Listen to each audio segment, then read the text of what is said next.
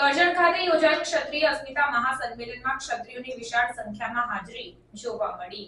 પુરુષોત્તમ રૂપાલાની વિવાદિત ભાષાને લઈને ક્ષત્રિયોમાં જે રોષ છે તે દિવસે ને દિવસે વ્યાપી રહ્યો છે અને બહોળા પ્રકારમાં જોવા મળી રહ્યો છે। ક્ષત્રિયો જ્યારે ગામે ગામ, તાલુકો અને જિલ્લે જિલ્લા મોટી સભાઓ યોજીને ક્ષત્રિયોની એકતા બતાવી રહ્યા છે, તેવી જ એક એકતાનું ઉદાહરણ કરજણ ખાતે પણ જોવા મળ્યું હતું। કરજણ ખાતે રાજપૂત ભવનની વાડીમાં મોટી સંખ્યામાં ક્ષત્રિયો તેમજ ક્ષત્રાણીઓ ઉપસ્થિત રહ્યા અને ભારતીય જનતા પાર્ટી એટલે કે ભાજપનો ખુલ્લો વિરોધ કરવામાં આવ્યો હતો। ભારતીય જનતા પાર્ટી વિરુદ્ધ મતદાન કરવાની જય ભવાનીના નારા સાથે સોગંદ લેવામાં આવી હતી। તો બીજી બાજુ વડોદરા લોકસભાના અપક્ષ ઉમેદવાર તેમજ વૈષ્ણવ સમાજમાંથી આવતા હાર્દિક બિપિનભાઈ દોશી દ્વારા ક્ષત્રિય સમાજને ખુલ્લું સમર્થન આપવામાં આવ્યું હતું। તેમણે કહ્યું હતું કે અમારા મહાવીર સ્વામી 24 તીર્થંકર પણ મૂળ તો ક્ષત્રિય જ હતા। આમ વડોદરાથી આવેલા યુવાન હાર્દિક દોશીએ જય ભવાનીના નારા સાથે ક્ષત્રિયોના હૃદય કમળમાં પોતે સ્વસ્થ થઈને કહ્યું હતું કે હું બાપુઓની સાથે છું અને બાપુ જો મારી સાથે હશે તો તમામની સાથે લડી લઈશ। આમાં હાર્દિક દોશી દ્વારા જાહેર મંચ પરથી કરજણમાં ક્ષત્રિયોને ખુલ્લું સમર્થન આપવામાં આવ્યું હતું। તો બીજી બાજુ વડોદરાથી આવેલા બ્રહ્મ સમાજના શીતલ ઉપાધ્યાય દ્વારા પણ બ્રહ્મ સમાજ વતી લેટર પેડ પર લખાણ કરીને ક્ષત્રિયોને સમર્થન આપવામાં આવ્યું હતું। શીતલ ઉપાધ્યાય પણ ભારતીય જનતા પાર્ટી પર ખૂબ ગર્જના કરીને વર્ષ્યા હતા। તો બીજી તરફ કરની સેનાના રાષ્ટ્રીય પ્રવક્તા મહેન્દ્રસિંહ રાઠોડ તો કરજણના પીઆઈને મંચ પરથી જ અમારા યુવાનોને કેમ ધમકાવો છો, અમારા યુવાનોને એકલા બોલાવીને ધમકાવવાનું બંધ કરો, આમ જાહેર મંચ પરથી જ હુંકાર કર્યો હતો। મહેન્દ્રસિંહના પ્રવચનમાં તમામ ક્ષત્રિયો જય ભવાનીના નારા જોર જોરથી લગાવવા લાગ્યા હતા। તો બીજી બાજુ યુવરાજસિંહ જાડેજા પણ ત્યાં ઉપસ્થિત રહ્યા અને યુવરાજસિંહ જાડેજાએ પોતાની આગવી શૈલીમાં સભા સંબોધીને ચાર ચાંદ લગાવ્યા હતા। યુવરાજસિંહ દ્વારા રોષ પણ ઠાલવવામાં આવ્યો, પરંતુ પોતાના અંદાજમાં યુવરાજસિંહ ટકોરમાં કહ્યું કે ઘોડા છૂટી ગયા પછી તબેલાને તાળા મારવા નીકળી છે આ ભારતીય જનતા પાર્ટી। આમ કરજણમાં મોટી સંખ્યામાં ક્ષત્રિયોએ ઉપસ્થિત રહીને જાહેર સભા પોતાના સ્વાભિમાન અને અસ્મિતાની લડાઈમાં ક્ષત્રિય એકજૂથ જોવા મળ્યા। હવે જોવાનું એ રહેશે કે ક્ષત્રિયોના એકજૂથ થવાની ગુજરાતની 25 બેઠકો બાકી છે તેમાં કેવો રંગ જામે છે। રિપોર્ટર કંચન પરમાર સાથે શ્રેયસ પરમાર। અપમાન છે જે ધર્મ માટે ક્ષત્રિયો અને ક્ષત્રિયોની સાથે સાથે બ્રાહ્મણો, કારણ કે આ બંને એકબીજાના પૂરક છે। ઇતિહાસ ઉઠાવીને જોઈ લો, ગીતાના શ્લોક હોય, મહાભારત હોય, રામાયણ હોય, ક્યાંય પણ હોય, કહેવાય છે કે અગ્નિ અને પવન દરેકની દશા અને દિશા બદલી નાખ્યા અને અગ્નિ અને પવન એટલે બ્રાહ્મણ અને ક્ષત્રિયોની એકતા છે। જ્યાં સુધી આ એકતા હશે ત્યાં સુધી ફક્ત હિન્દુ ધર્મ નહીં, આ વિશ્વના કોઈ પણ ધર્મને પોતાની જાતને અસુરક્ષિત મહેસૂસ કરવાની જરૂર નથી, કારણ કે જ્યાં સુધી આ બંને છે ત્યાં સુધી આખું વિશ્વ સુરક્ષિત છે। વિશ્વ કોઈ પાર્ટી, આ દેશ કોઈ પાર્ટી સુરક્ષિત નથી રાખી શકતી, કોઈ વ્યક્તિ સુરક્ષિત નથી રાખી શકતો। આ વ્યક્તિ, આ પાર્ટી આપણે જ બનાવી છે। અને હું એટલે વારંવાર કહું છું કે પાર્ટીઓ આવશે જશે, કદાચ નવી પણ કોઈ પાર્ટીઓ બનશે, પરંતુ આપણે કોઈ પાર્ટીઓ ઉપર નિર્ભર નથી, પાર્ટીઓ આપણી ઉપર નિર્ભર છે। મિત્રો, પાર્ટીઓ આપણી ઉપર નિર્ભર છે। લાગણી, માં ભ્રૂણ પ્રત્યેની લાગણી, એના માટે કંઈક કરવું છે। મારી માનું સપનું હતું કે આ દેશનો અસલી રાજા કોણ? જનતા।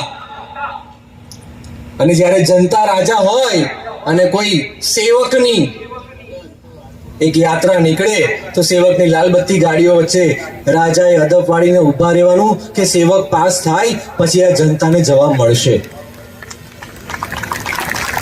આ ડેમોક્રેસીની હાલત કરી નાખી છે। ખરેખર આપણે જાગવું પડશે।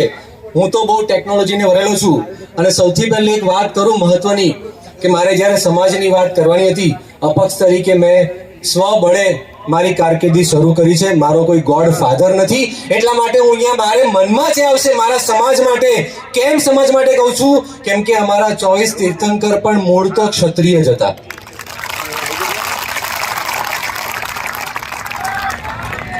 એકવાર હું જય મહાવીર તો કહીશ, પરંતુ મારે એકવાર તમારા બધા પાસેથી બળ લેવું છે. કેમ બળ લેવું છે ખબર છે?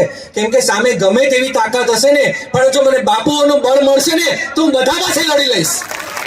એકવાર બે હાથ ઊંચા કરીને મારે સાંભળવું છે, જય ભવાની, જય ભવાની, જય ભવાની. લડાઈ છે એ અત્યારે લડવાની છે. અત્યારે થોડા જ સમય પહેલા મેં અહીંયા ઉપસ્થિત જે મીડિયા માધ્યમો છે એ મીડિયા માધ્યમોના માધ્યમથી સાંભળ્યું કે જામનગરની અંદર આદરણીય અને ગુજરાતના ભણોતા પુત્ર એવા નરેન્દ્ર મોદી સાહેબ એ જામનગરની અંદર જ્યારે સભા સંબોધવા જતા હતા ત્યારે જામનગરના જે રાજવી વંશજ છે તેમના ઘરે ગયા, તેમની પાસેથી પાઘડી લીધી, એ જ પાઘડી પહેરી અને ત્યાં સભા સંબોધવા માટે ગયા. ત્યાં એમને જામ દિગ્વિજયસિંહને યાદ કર્યા, ત્યાં એમને ભૂચર મોરીના યુદ્ધને યાદ કર્યા અને એમના શીર્ષ ઉપર એ પાઘડી જોવા મળતી હતી. તો એક વિચાર આવ્યો કે હવે આ કેના જેવું છે ખબર છે કે ઓલા તબેલામાંથી ઘોડા છૂટી ગયા છે અને પછી આ તબેલાને તાળો મારવા નીકળ્યા છે. આ એના જેવી પરિસ્થિતિનું નિર્માણ થયું છે. કેમ કે હવે બહુ મોડું થઈ ગયું. પૂરી તો આઈ, બાકી સિંહો ને સિંહણ ભેગા ના થાય. શિકાર તો બહુ મોટો થવાનો. ભૂતકાળની માય જંગલમાં સૌથી મોટું પ્રાણી, મજબૂત પ્રાણી હાથી કહેતા હતા. પણ 8-10 સિંહ ભેગા થાય ને તો હાથીનો બી શિકાર કરી લેતા હતા. કરવામાં આવ્યો અને જે યુવાન ક્ષત્રિય કાર્યકરોએ જે આ પ્રોગ્રામ કર્યો, માનનીય આદરણીય કરજણના પીઆઈ સાહેબ, બે હાથ જોડીને વિનંતી કરું છું ક્ષત્રિય આગેવાન તરીકે, અમારા યુવાનોને ભડકાવવાનું, દબાવવાનું બંધ કરી દેજો. અમે તમારી ઇજ્જત કરીએ છીએ, લોકશાહીને માન આપીએ છીએ. છોકરાઓને એકલા એકલા બોલાવીને ધમકાવવાનું બંધ કરી દેજો.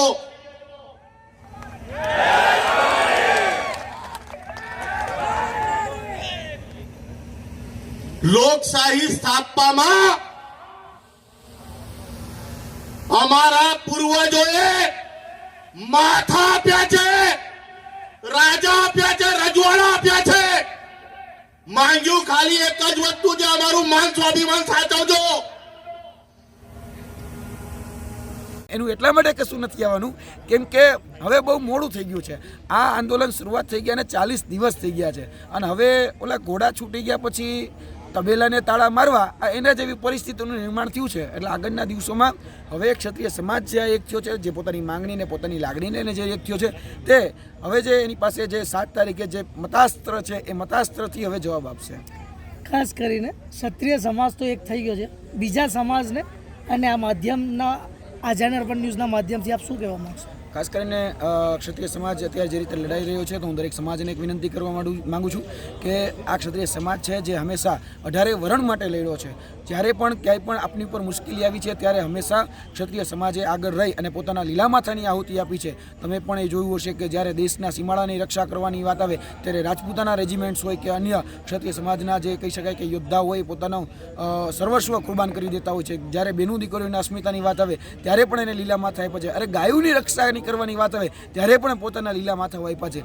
એટલે આ ક્ષત્રિય સમાજનું એ બલિદાન છે, યોગદાન છે, એ ક્યારેય ભૂલી ન જતા. અને ક્ષત્રિય સમાજ આપની પાસે એટલી જ વિનંતી કરે છે, આજે જ્યારે આ પ્રશ્ન આવ્યો છે તો એવું બિલકુલ ન સમજતા કે આ ક્ષત્રિય સમાજ ઉપર આવેલો પ્રશ્ન છે. જ્યારે અપમાન કરવામાં આવ્યું હતું ત્યારે પરસોત્તમ રૂપાલા સાહેબના એ શબ્દો હતા કે મહારાજાઓ ઝૂકી ગયા અંગ્રેજો સામે અને મહારાજાઓએ રોટી બેટીના વ્યવહાર એ કર્યા અંગ્રેજો સાથે. આ પ્રકારના શબ્દો હતા. તો મારે કહેવાનું આ માધ્યમથી, આ પ્રતિષ્ઠિત માધ્યમથી જ્યારે હું વાત મૂકી રહ્યો છું ત્યારે સભાન ભાષામાં વાત મૂકી રહ્યો છું કે રાજા રજવાડાઓ કે મહારાજાઓ એ ફક્ત ક્ષત્રિય નહોતા.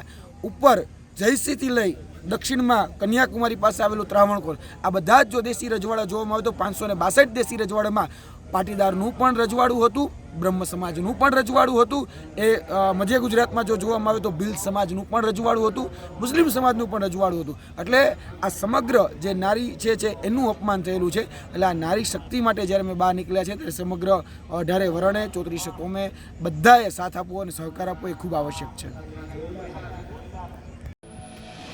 સમાચારોની ઝડપી અપડેટ માટે હમણાં જ જન અર્પણ ન્યૂઝ ચેનલને લાઇક, શેર અને સબસ્ક્રાઇબ કરો.